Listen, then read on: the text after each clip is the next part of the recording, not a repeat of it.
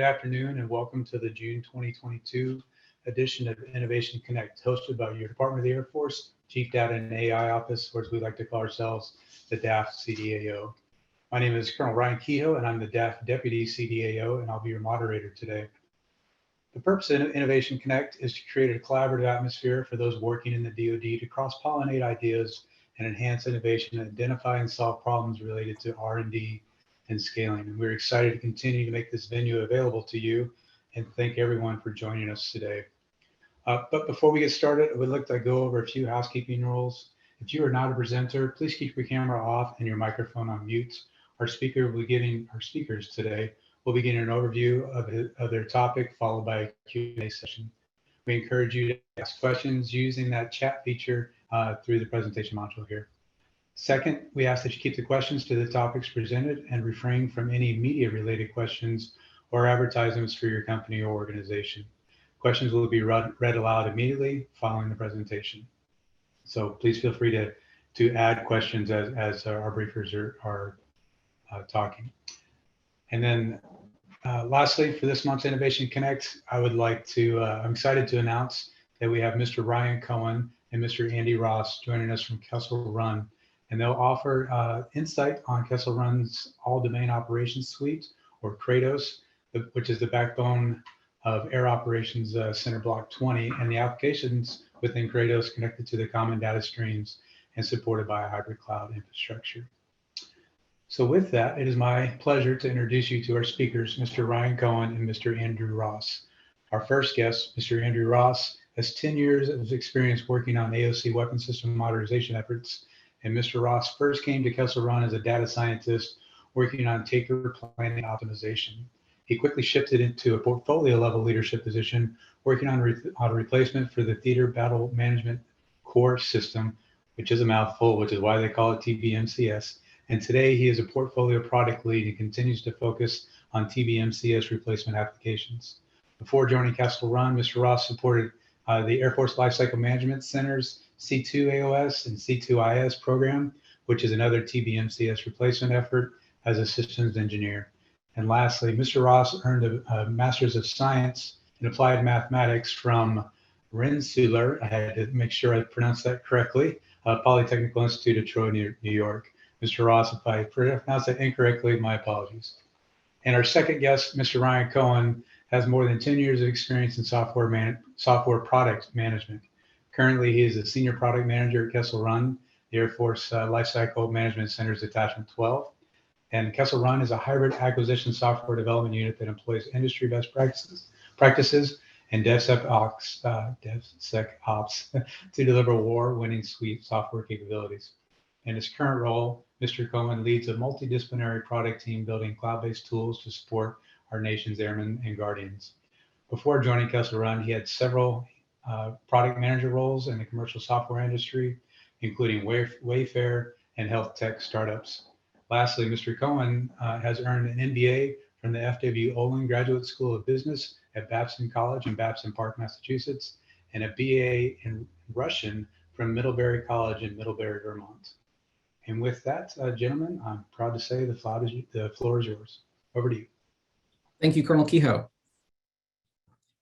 Thank you, first of all, for the opportunity to speak. We're looking forward to giving everybody a window into what we do here at Kessel Run and with KRADOS. Let's do next slide, please.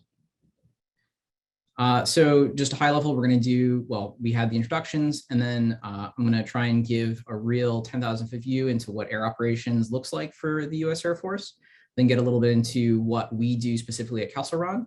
And then I'll hand it off to my colleague Andrew, who will discuss some of the opportunities and challenges that we've had with KRADOS in particular, and then we'll go into QA. Next slide, please.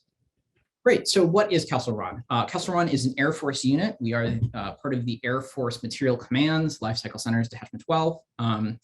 Kessel Run is what's called a software acquisitions unit, and broadly what that means is that we acquire software for the use of the U.S. Air Force. Now, as opposed to other more traditional acquisitions unit, KR is a DevSecOps unit, which means that we actually build and maintain quite a bit of that software ourselves. KR is comprised of about 1,400 personnel across 3 different branches. So that includes the branch that is responsible for KRADOS, but also for several branches that are responsible for the deployment and maintainment of our cloud infrastructure, and other applications adjacent to and related to KRADOS, including the 10.1 sustainment operations for TBMCS. KR has offices, is headquartered in Boston and in Hanscom Air Force Base in the Massachusetts area, as well as having an office in Langley, as well as a constellation of remote employees. So it's a fairly distributed group that we work with. Next slide, please. The air operations domain itself is largely comprised of 10 air operations centers, or AOCs, worldwide. The point of AOCs is to coordinate the strategic planning for Air Force missions. So essentially, wherever the Air Force is flying missions across the globe, there is an AOC that has mapped out where, when, and what those flights are doing on a daily basis. The way that it coordinates that effort is in a final legal document called the Air Tasking Order, or what I'll refer to as the ATO. And let's move to the next slide, please.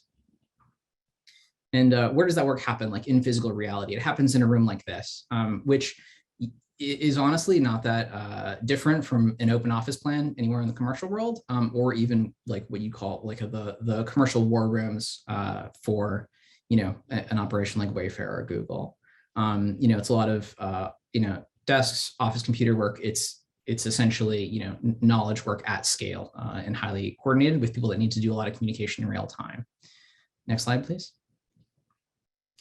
So, and fundamentally, the point of the AOC and what it's trying to do is to ensure that the right aircraft flies in the right airspace and deploys the right capability against the right target in order to accomplish the commander's intent as expressed by the commander, which on the face of it is an easy thing to say.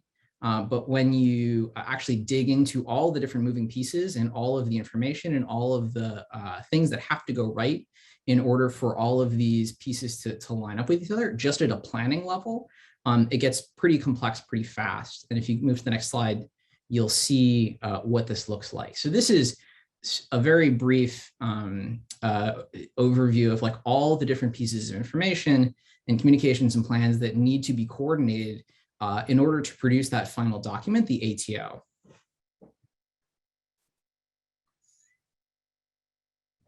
And so this is what TBMCS and KRADOS are working to produce. Next slide, please. Now, the way that the AOCs do this in that physical space that we showed you earlier is by using a lot of Microsoft Office, a lot of Merck Chat, which is an IRC client, and the system that we are working to replace, which is Theater Battle Management Core Systems, TBMCS 10.1. Now, you may ask, why do we need to replace 10.1? Why are we working towards this? Next slide, please. And I want to preface here by saying that what I'm going to say here is going to be, sort of a high-level critique of 10.1. But, I should say if any of my colleagues from the 10.1 sustainment group are watching this, that my intent here is not to be unkind towards 10.1. I have a lot of respect for those folks and the work they've been doing to maintain the system.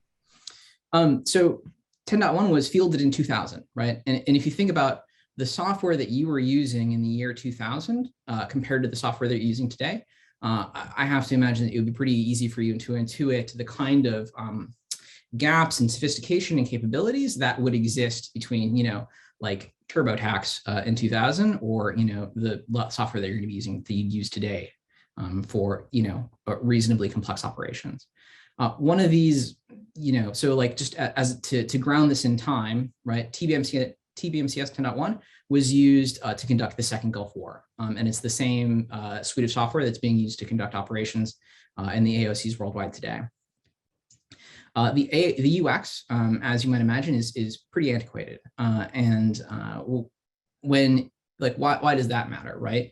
Well, when you have airmen who are rotating through AOCs at a fairly fast clip, what that means is that when they come into a system that isn't intuitive to use, that is fairly opaque, doesn't have a lot of graphical elements, it means that there's a reasonably high training cost associated with actually using that system, understanding how it's supposed to work, And then that creates hazards, right? Where if you don't have a high degree of fluency in the system that you need to use, then that easily leads to higher time to accomplish tasks. It leads to errors in the tasks being done. It means that more time needs to be spent, training incoming airmen to accomplish the same work.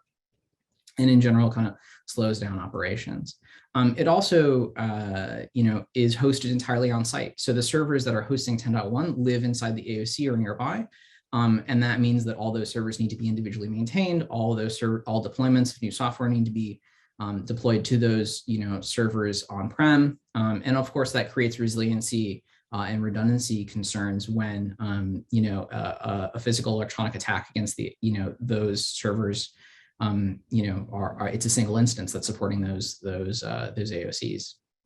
And fundamentally, the real core reason why we are seeking to replace 10.1 is that there's no means of continuous improvement. So if you look at the operations of an enterprise like Google or Amazon, what you'll see is that they are, fielding highly complex, large-scale systems of software, and they are pushing updates to those systems, several dozens, hundreds of times per day.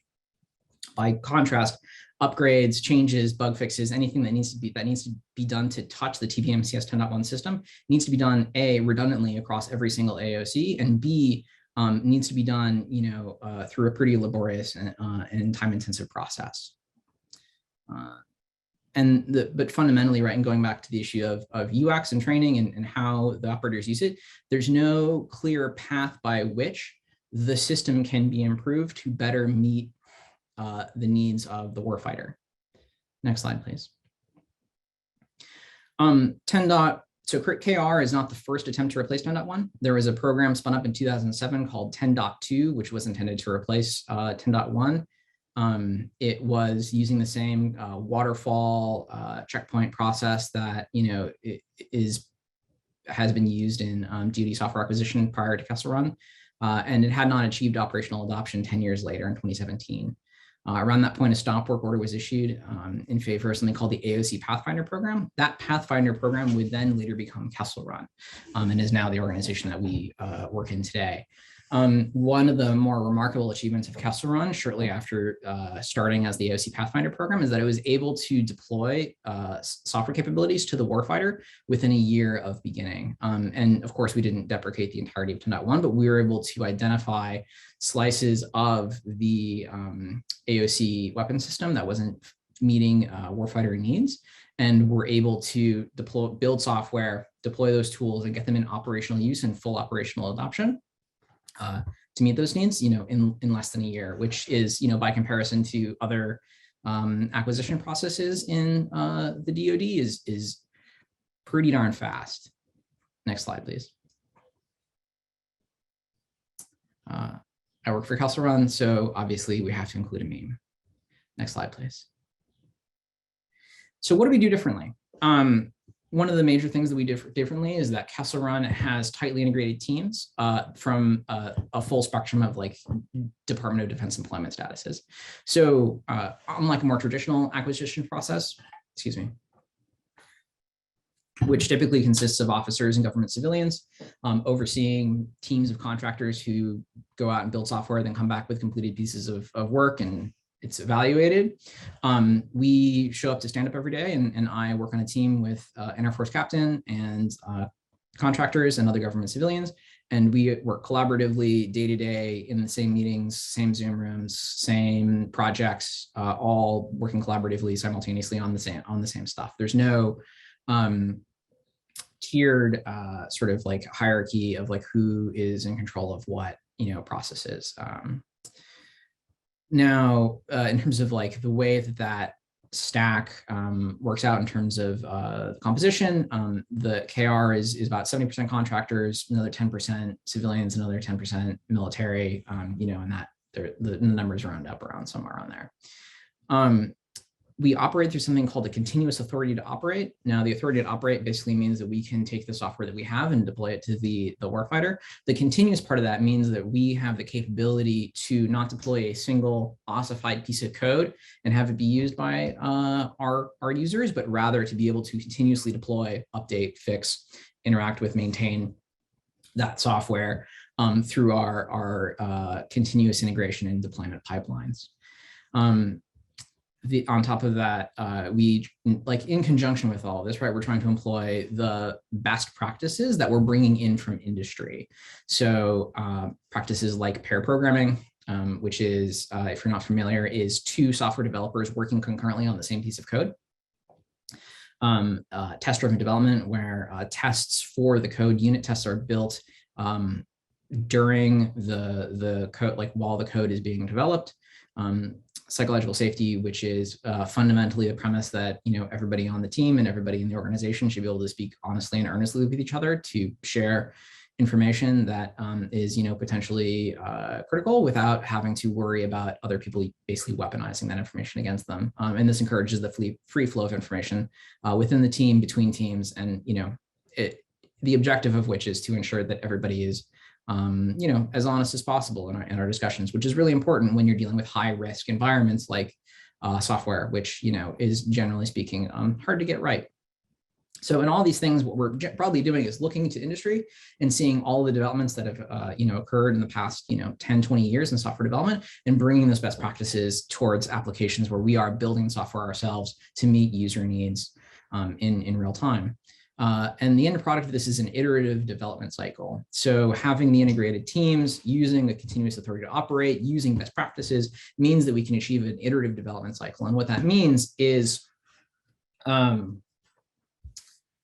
rather than going through a process where we determine requirements, build software against those requirements, test that software, and then deploy it to the user over the course of months, if not years, we are operating essentially week to week, where we are doing all of those steps in small pieces of the full software functionality, and then putting those pieces in front of users to get feedback, and then iterating so that the software itself evolves and our understanding of the problem space evolves over the course of that, you know, several months or years as we're building the software, so that we achieve at the end a final piece of software that has incorporated all of that learning and information and testing. So it's a much more refined and frankly usable product. Next slide, please.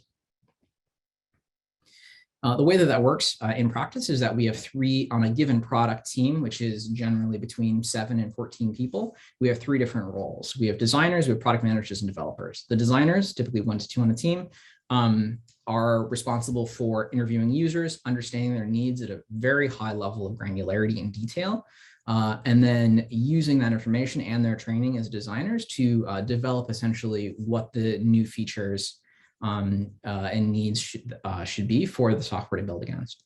Product managers are involved in planning, coordinating, prioritizing, essentially doing all of the interstitial coordinating work that goes into you know, communicating within the team, outside the team, between teams, to make sure that we're not, you know, running into each other, and helping assure a balance between the needs of the business needs, we call them, but really the needs of the detachment versus the needs of our users, and helping everyone, you know, move in the same direction as smoothly as possible.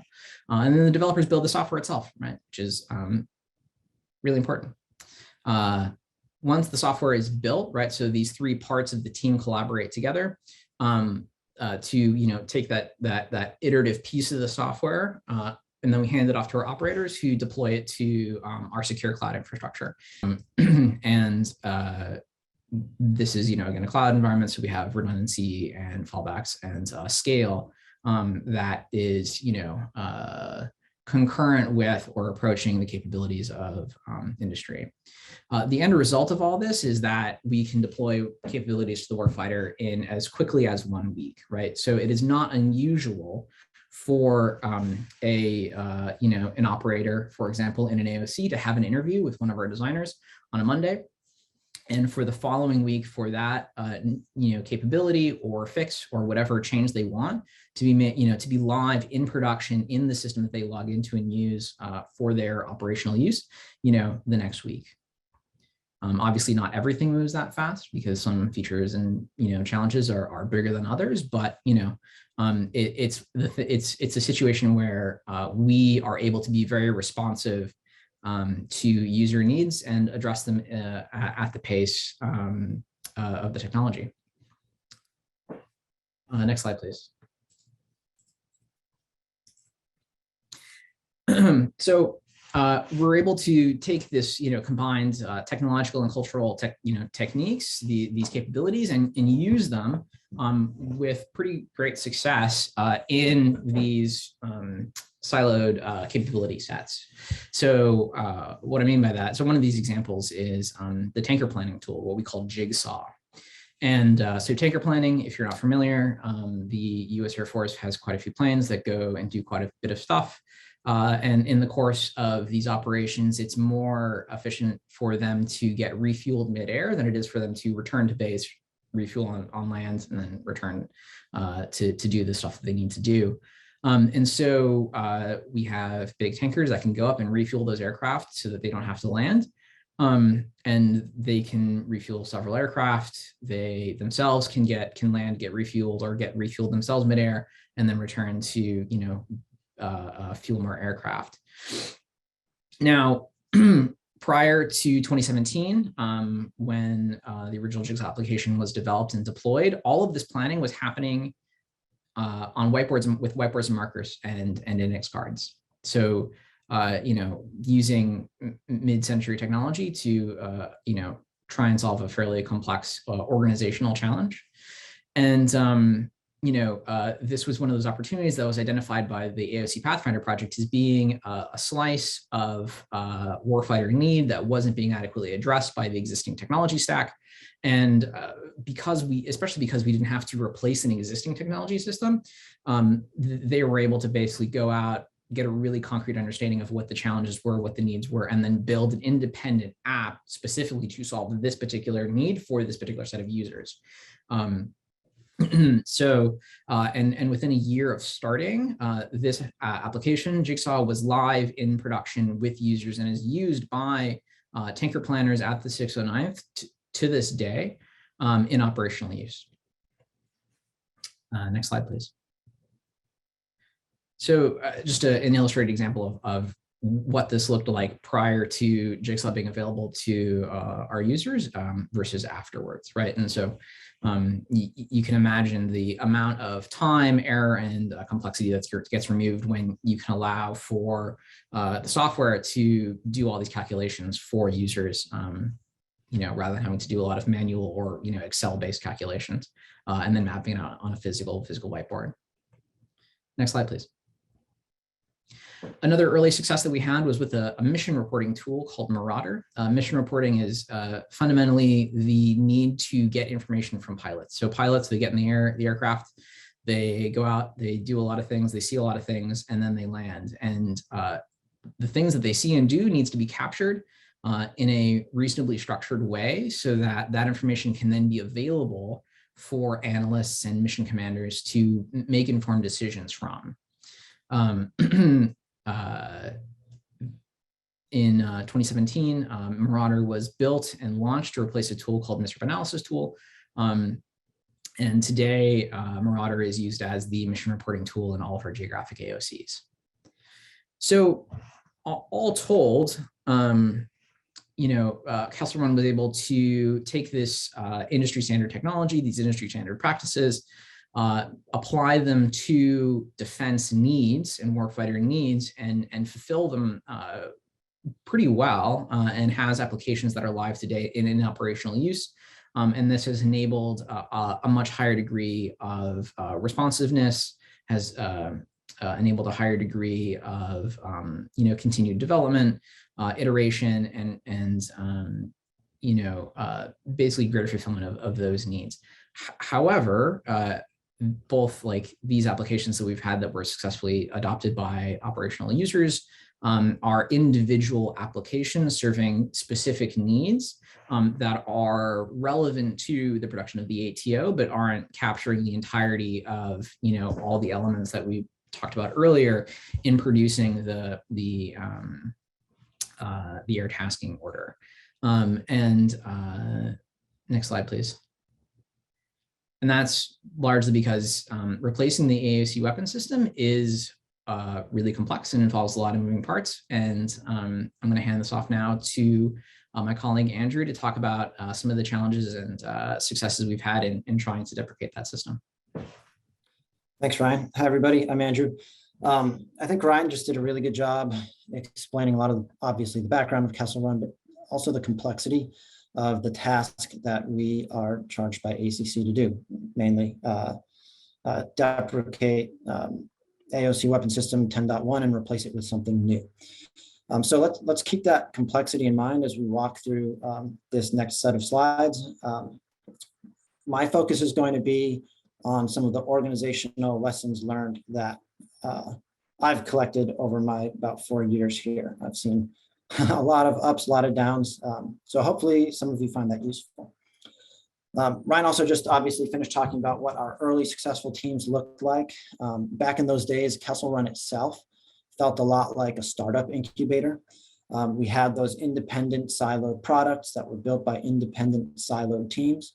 We shared office space, but didn't really share any objectives, which meant we didn't really have to work together very closely for the most part. Teams had a lot of autonomy to go do what they wanted to do, pursue the objectives they wanted to pursue the outcomes they wanted to pursue for whichever user group they seemed to find product market fit with. Next slide, please. The thing is that obviously ACC is not paying for a startup incubator. As Ryan explained, they're paying for an AOC weapon system modernization effort. And that weapon system is a gigantic global war fighting enterprise that employs thousands of people. And so we knew that we had to evolve Kessel Run and the software products we make into an enterprise itself and into an enterprise solution. The thing is, when our customers at ACC or stakeholders elsewhere in the world, even some of our critics would come by and ask, hey, how are those independent apps going to grow up into that cohesive weapon system? We'd often just kind of wave our hands and say, trust the process, trust the agile process, it'll happen organically. That system of systems is just it'll emerge from this kind of startup-y culture that we had at the time. Spoiler alert, that doesn't work that way. So next slide, please. So pretty quickly, we found out that we couldn't just wait around for block 20 to appear out of the primordial ooze that was early Kessel Run. Hope that sounds like a compliment, but maybe it doesn't. So yeah, we knew that we needed to turn these into an enterprise solution. And one of the things that we focused on or talked a lot about in those early days was something called Conway's Law, which itself is probably a bit of a meme in tech, but it drove a lot of our thinking, so it's worth talking about here. And Conway's Law is this. I'm going to take the time to read it. Any organization that designs a system, in our case software, will produce a design whose structure is a copy of the organization's communication structure. In other words, software looks like the team that builds it, and it looks like the way that team collaborates with itself. So it's kind of a mirror image of the team that builds it. Next slide. So the thing is, our first attempt at driving our independent siloed products into that cohesive whole kind of ignored the organization. We focused on the products and the underlying technology themselves by dictating how we wanted those apps to integrate, right? Leadership dictated how those apps should integrate and what technologies they should use to integrate and what the underlying data models ought to be. And the bottom line is that just wasn't very successful. Teams kind of went through the motions and made an attempt, but like the why wasn't very well understood, I don't think, across all levels of the organization. And we were still teams were kind of pursuing that integration half-heartedly while still being completely devoted to their little slice of the AOC that they had carved out as independent products. Next slide. So the next thing we tried to do is change the organization, right? We thought, what would Melvin Conway do? And if software looks like the organization that builds it, okay, let's change the org. So we did a bunch of reorgs trying to make our org chart look like our architecture diagrams, such as they were at the time. And this didn't work either. It got to the point where we had this running joke about the quarterly branch reorganization. which is kind of funny, but it's also kind of sad. Obviously, you don't want to come to work in a place that just, it's like trying to work in a pool of quicksand. It's always shifting out from underneath you. So this was not the right approach either. Next slide, please. Okay, so we didn't really start to see success until we first changed our minds. In other words, changed the way we thought about how to build KRADOS. And so for those of you who are familiar with like software or agile software development, pardon me, there's like a lot of best practices and bordering on what I would call dogma, I think. And a lot of us in the early days of Kessel Run came into this project as like very strict adherence to a lot of those ideals. And over the years, speaking for myself, I can say my mind has changed on a lot of those things. And I can say that the organization has also changed the way that it operates based on some of the lessons learned that we've learned over the years. So this slide is just sort of like my cute little one-liners trying to encapsulate some of those learnings and some of those items where I've changed my mind. And I think it would be good to step through those. So we're going to take a couple of minutes to do that. Oh, no, can you go back, please? Thanks. So yeah, I'll try to make it quick. All right, so I talked earlier about how in the early days of Kessel Run, we had highly autonomous teams. Well, when you've got an organization or like a portfolio as large as the one I work on, which is really like half of KRADOS, we've got 80 people, 8 products, 6 product teams.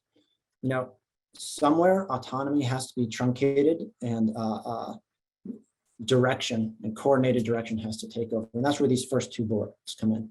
I think in a large org, coordination is much more effective than autonomy in achieving results. Another thing that we learned is that collaboration is not an emergent property of large organizations. Chaos is. I said we used to kind of wave our hands and say, hey, that weapon system will just kind of grow out of these independent apps. It's not true. You need leaders to come in and define the vision, define what we need to build to realize that vision, and even like get down in the trenches with the teams and show them how to take, step by step, how we're going to get there. I think that's really important and something that we didn't do enough of in the early days and that we're trying to do more of now. This next bullet is kind of blasphemy if you're a product manager. I don't know how many PMs we have out in the audience, but a PM's favorite word is probably outcome. And I think sometimes outputs are more effective management tools than outcomes. Outcomes are supposed to be like that almost intangible value that you deliver to a user by putting your product in their hands. The output is the product itself. It's the thing you're going to build. And I just find outcomes to be very abstract sometimes and hard to understand. And when you need like 50 people to have a shared understanding of where you're going, sometimes a shortcut to that is just talking about outputs. Here's the thing that we need everybody to work on. That gets you about 80% of the way there. And then the remaining 20%, that's the value. That's the why behind the what. So I think the lesson there that I've learned is like, don't be afraid to talk about outputs. It's not a dirty word. It can be very, very helpful sometimes. In terms of leadership, in agile software organizations, we always talk about like iterative improvement. I think we've got a couple of questions in the chat kind of related to that too. But if you're a leader, I think your job first is to provide stability, and iterative improvement on a leadership team can often feel like churn to teams, and churn is not helpful. They need stability. They need to understand their goals and what they're being measured against, and keeping that nice and stable is what's going to enable teams to succeed. This last one is a lesson I learned the hard way that I think is pretty self-explanatory. If your best engineers say it's a bad idea, it's a bad idea. Enough said. So last one, also maybe slightly controversial, but sometimes gut feel is good enough, and you might not need metrics in every decision-making situation. We all want to put on our resume, I'm a data-driven decision maker, but metrics often have like a lot of overhead to them, and I can say, have like spent a lot of cycles trying to collect our numbers and get our spreadsheets just perfect when a 5 or 10 minute conversation with a couple of people on the product teams will give us the qualitative information we need to make the right decisions. All right, next slide. Cool. So that was a bunch of philosophizing. I don't know if that was useful or not to you, but based on that mindset shift, we made a lot of concrete changes. And there's nothing on this slide that is really like groundbreaking. I think a lot of you probably already do these things or have seen them talked about elsewhere, but there's no substitute for getting your teams all in a room, looking at each other, talking face to face, pointing to tickets in a backlog and saying, hey teams, how are you, what are you doing today to accomplish this ticket or accomplish this thing or accomplish this? It's really valuable.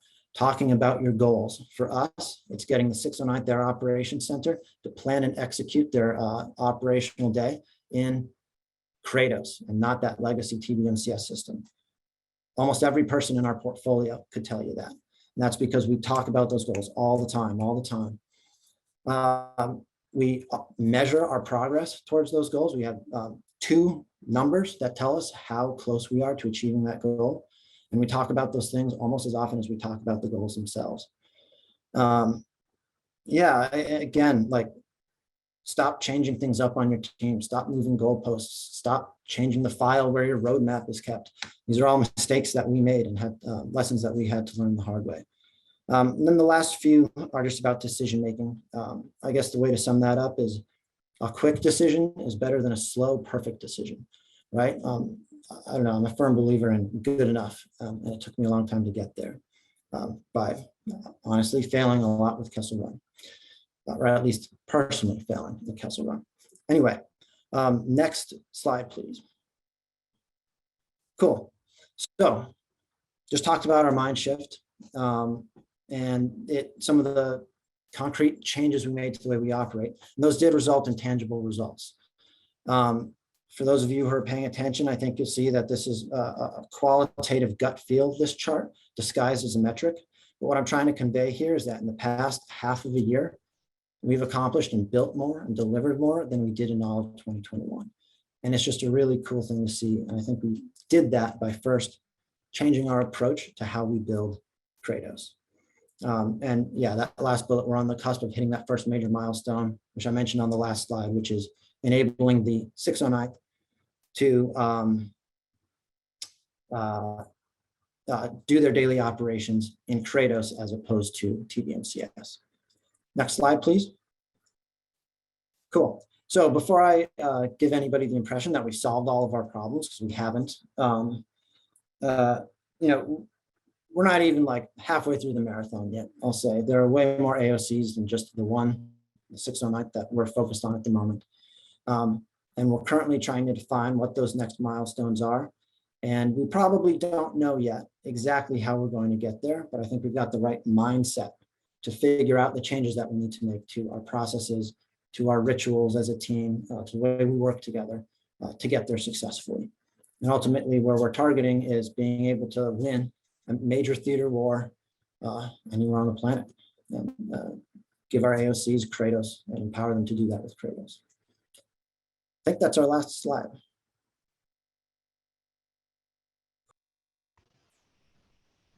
Okay, yes. Thank you, Mr. Cohen and Mr. Ross. Outstanding briefs. But we'll turn it over to, or actually, we won't turn it over. I'll continue to narrate the questions. We'll start with the questions now, though. But before I jump into the first one, I'm going to take liberty to ask my own. You said large groups, what did you say? Collaboration is not an emergent property of large groups. Chaos is. And I was just curious, what mechanisms did you find were helpful in turning that chaos into collaboration? Because I mean, honestly, you know, after 20 years in the Air Force, that is a common observation amongst many organizations, not just Kessel Run. So just curious what you guys found helpful, because obviously you guys have had a lot of success. Over. Thanks. Yeah, it took us a while to find a good pattern. And in my little corner of the organization, I think the things that helped us were those 3 times a week cross-team stand-ups, having identifying like cross-cutting efforts that happen at the portfolio level or cross-product teams, writing those down in a backlog and reviewing them at those 3 times a week stand-ups. And just, I mean, I hate to say use the word forcing, but forcing teams to explain, here are the specific things that we are doing today that are going to help the organization accomplish that small chunk of our overarching goal. I think that was the biggest thing for us. There were others too. Awesome, thank you. Okay, all right, I will start with the questions that are posted in the chat now. I'll read each one to you, to both of you guys, and you guys can decide who would best be suited to answer. We'll go with the first question from Mike C. He says, does KR do any low code work or projects? What is low code work? Let me ask that.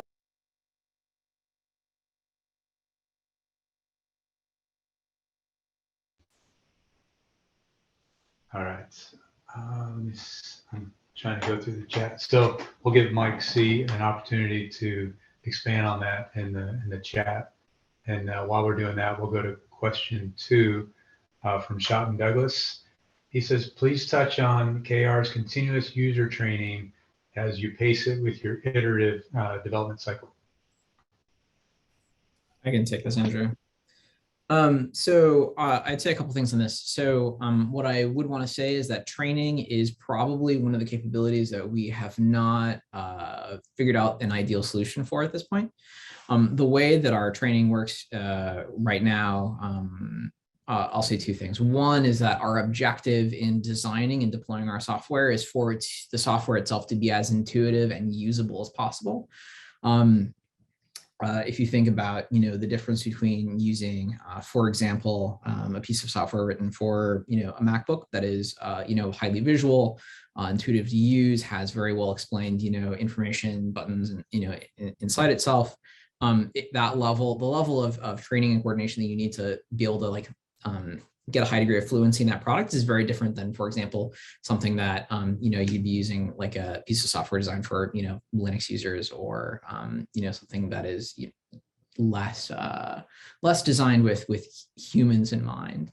That said, of course, it's a highly complex domain and pretty specialized. So in the applications that we've worked on so far that have achieved widespread operational use, such as Jigsaw, such as Marauder, such as Slapshot, these applications have really done, like, our product teams actually end up doing a lot of user training with the users directly.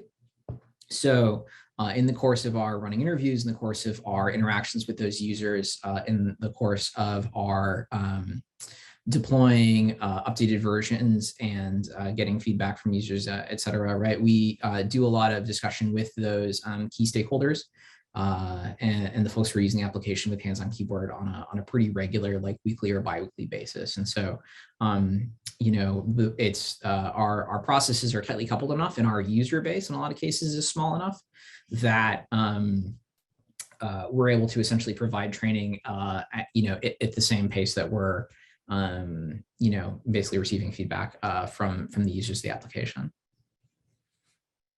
And this is likely, this is also, I'll call out, not sufficient, right? Moving into the future, we will need to continue to develop our relationship with the training groups inside the Air Force, and to focus on the training, simulation, and exercise needs of the Air Force more broadly as this becomes a system of record.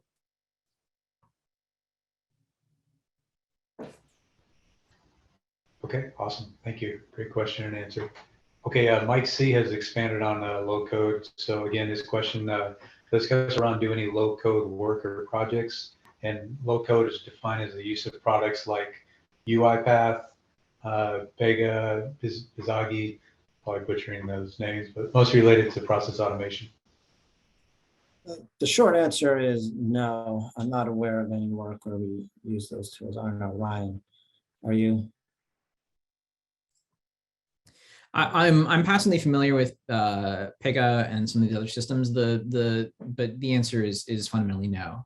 The use case that we're operating in and the systems that we're integrating with are specialized enough that low code programs that build software are not a great fit for the systems that we're working with. Okay, all right, thanks, gentlemen. Okay, let's go to next question is from Scott Peterson. He says, how do you measure and evaluate your practices such as pair programming and TDD for Kessel Run's own continuous improvement? Basically, how do you decide what you're going to keep doing or stop doing? Yeah, I don't think we have like a one size fits all answer for our various practices.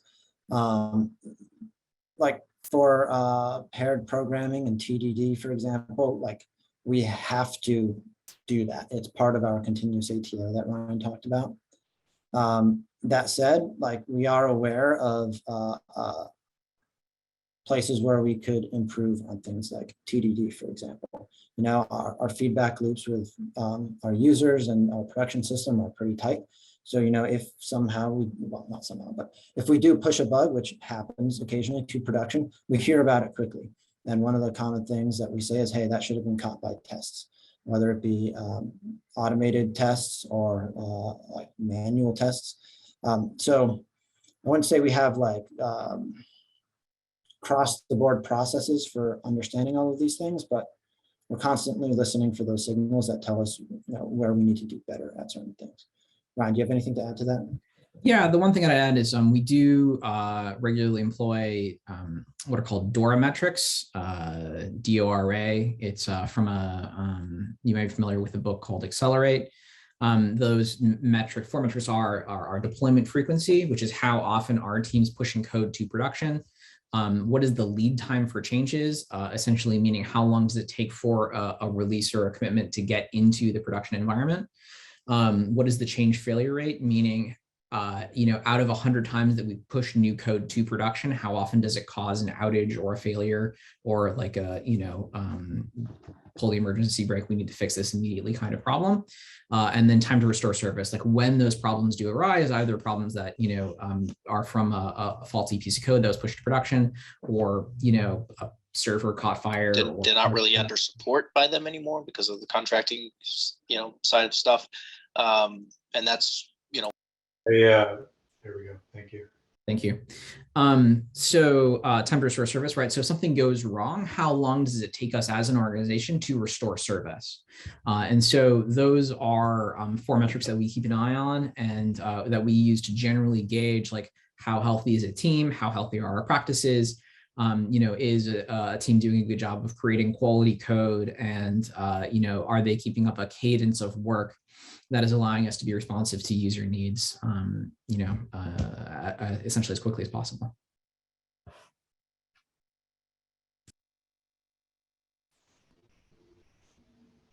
Okay, great. We'll go to our next question from Robert Persinger. Is KRADOS the new TBMCS or the new AOC 10.1? The answer is both. The complicated answer is that the long-term vision for KRADOS is to be the application layer of the AOC weapon system. Right now, like the branding has really gotten a foothold in our TBMCS replacement efforts. That's our top priority right now. The AOC is really big, really complicated. It has a ton of legacy software in there. Our number one target for replacement is TBMCS. So when people talk about KRADOS, they often do so in the context of TBMCS replacement.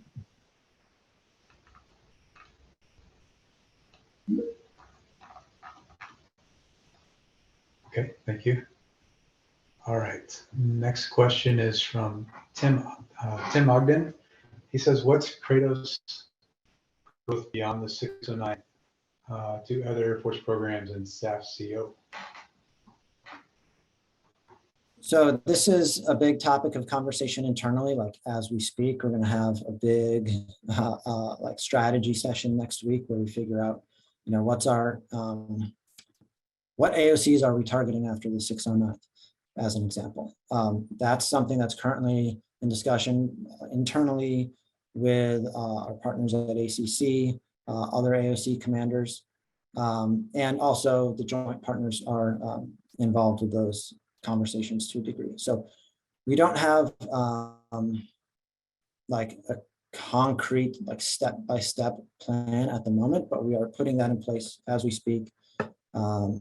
Yeah, hopefully that answers the question.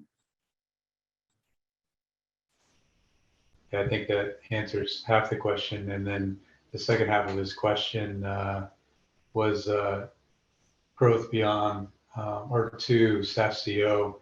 And I think that similar answer, not a concrete plan. I'm sure we could learn from what you guys are doing from a data sharing and data security perspective. And don't know that we have an L&O assigned specifically with you guys, or something we should entertain in the future going forward for sure. I'm sure we'd be happy to talk about that. Yeah, absolutely. So, okay, the next question is from Joe Puckett. He says, has or is AI being explored as a possible enabler for the right airspace, right aircraft, right capability, right target, commander's intent, etc., i.e. the AOC mission, AI and the AOC mission? The short answer to that question is yes. Trying to think about how much more I could say without getting an unpleasant letter from our security team. So the answer is yes. And what I will say about this is that, like, AI is one of these things that, is a really powerful enabler for these tools. The challenge, of course, with any of these is in order to enable an AI or, an ML program to effectively reproduce and then enhance a process that involves a lot of humans, especially, is you need clean data, you need a good consistent source of that data, and it needs to be applied against a system that has well understood processes, and it needs to be able to integrate with those processes fairly well. Depending on which particular problem space you're trying to apply, an AI against in the context of the AOC, you end up with sort of cleaner data sets versus dirtier data sets. You end up with more, like integratable processes versus less integratable processes. So, right now, what I would say is that there, are problem areas where we are actively looking to apply AI tooling against. But, I would say we're probably a ways out from being able to, do a very good job across, to be able to apply that to, the entirety of the system, certainly.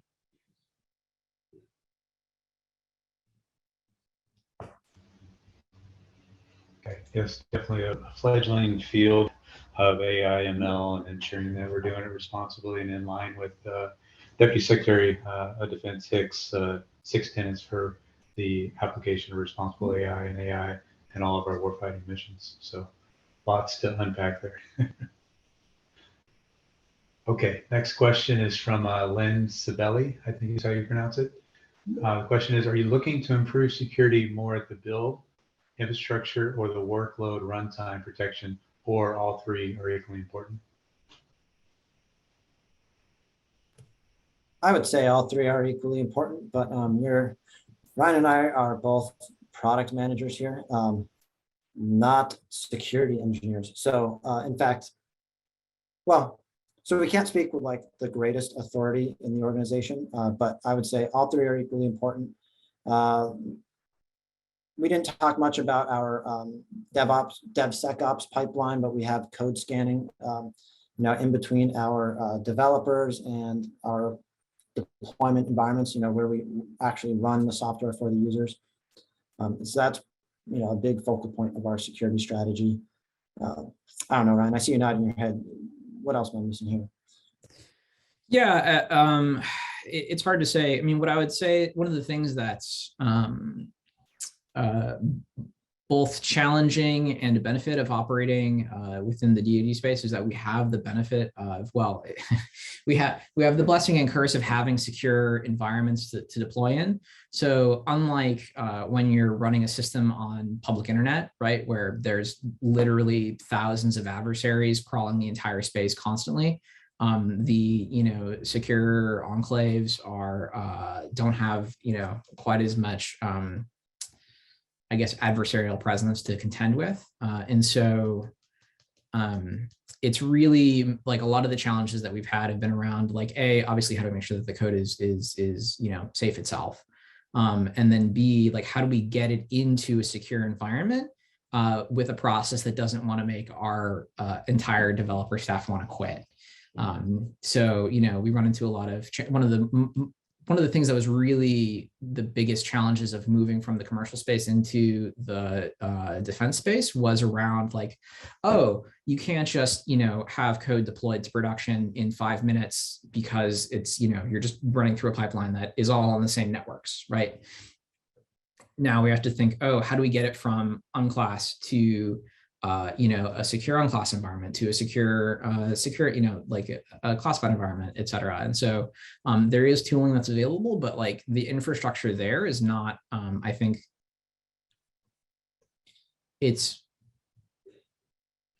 that we will in a couple of years be in a much more sophisticated and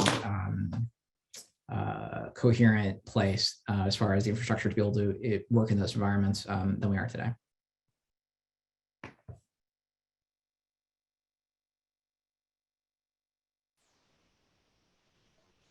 Okay, thank you.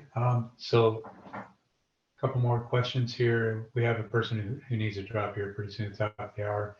In case he's still on, it's from Adam Stroop. He says, how are you doing with integrating with allies?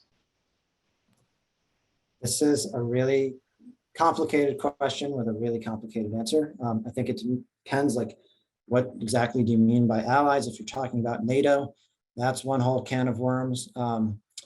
If you're talking about like our coalition partners at the 609th, that's also a complicated question, but not exactly a can of worms. And I think we've got that mostly in hand. Bottom line is we know we have to do this. Also depends on what you mean by integration. If it's like making sure they have access to our apps on systems of the proper releasability, yes, we do that. If you're talking about sharing our ATOs, our air tasking orders with them, like the 609th has a way to filter ATOs out to make sure that they go out to the right people at the right level of releasability. If you're talking about machine-to-machine connections between KRADOS and NATO systems, like that's a ways off. It's going to be a while before we tackle that.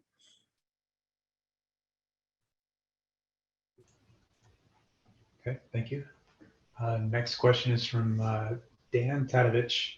He says, will KRADOS integrate data from across the entire Kessel Run portfolio, or is it only focused on integrating the AOC app set? For example, is C2IMERA part of the data sharing plan? Yeah, Chimera, as we call that. Chimera. Yeah, you're welcome. That's always been part of the discussion. We've got a FROB, like a force level friendly order of battle management tool. And Chimera is like the unit level base manager, basically, that has a lot of the data in it that you would think a FROB level, a force level FROB manager would want access to. And it does. The question is like, is that our next biggest problem to solve? And it hasn't been yet. Eventually, we'll get to the point where we do want to bring that in. As for the like myriad other applications within the under the Kessel Run umbrella, some of them are closer to being like integrated more tightly into the core of KRADOS than others. And it's really a case-by-case basis situation.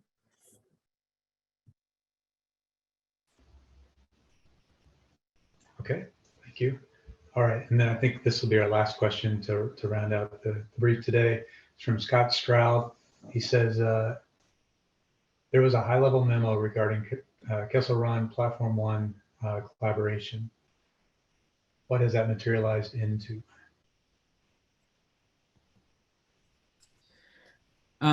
So I think our colleagues in what's called the All Domain Common Platform, or ADCP, which is our operators and network folks that are responsible for our CI/CD and secure cloud infrastructure, would be better able to answer in more detail. And I don't want to speak for on behalf of our commanders that helped author this memo. My personal understanding of that memo and its intent was largely around addressing what has sometimes been a discussion of like, well, why are we supporting two different organizations with ostensibly the same goals, which are to support secure, continuous integration deployment to secure environments for our software. And so like one of the reasons for that memo, one of the things that I think it helps articulate is that the efforts are not redundant, and that the efforts are not adversarial, right? Platform One is not our competition, they are our colleagues, and that we are pursuing, delivering needs for the warfighters, and delivering, satisfying the infrastructure needs for different segments of the DoD, for different particular use cases, and to this day have meaningfully different capabilities and priorities. And so that collaboration, the memo collaboration is not only speaking to future opportunities for us to work together more closely, but also acknowledging and creating a very strong signal that like we are not redundant or adversarial to each other.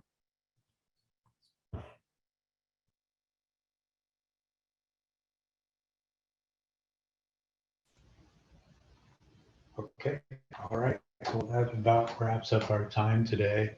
I'd like to thank our guests for joining us today and presenting and filling the Q&A session for Kessel Run. Very informative for me, and as you're seeing in the comments, many of the folks that joined us today. So thank you. It's the support from DoD innovators like yourself that Innovation Connect has become a success, and we look forward to spotlighting even more innovative projects in the future. This, as you saw, was recorded, and once it's reviewed and approved, all the content, we'll make it available on our YouTube page once PA gives us a thumbs up. If this is for the audience as a whole, if you have any future topics for Innovation Connect that you'd like to see, please send your recommendations to Ms. Ty Daniel and our team, and we'll review your proposal and look to have set that up for discussions in future briefs. Also, you can follow us on LinkedIn and our Twitter accounts for more information on future events and registration. And lastly, events like this do not happen on their own. There's an army of personnel that are working behind the scenes. So I'd like to thank Ty Daniel, Lindsay Mask, and Callie King for putting this together today and ensuring we had a smooth presentation for our Kessel Run guests and for us as well. So great work today, and thank you. And then with that, this will conclude. We'll close out today's Innovation Connect.